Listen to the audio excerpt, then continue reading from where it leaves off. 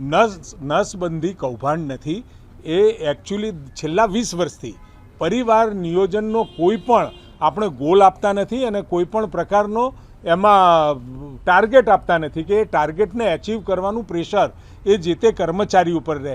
આ બિલકુલ એ વોલેન્ટિયર છે અને વોલેન્ટિયર હોવાથી અને પેશન્ટને 2000 રૂપિયા મળે છે ને જે આશાબેન હોય, FHW હોય, MPHW હોય એને 200 કે 300 રૂપિયા મળતા હોય, એટલે આમાં કોઈ પણ પ્રકારનું, પરંતુ જે બનાવ બન્યો છે અને જે આક્ષેપ છે કે આ અપરિણિત યુવાનનું આપણે ઓપરેશન થઈ ગયું તો એની તપાસ ચાલુ છે।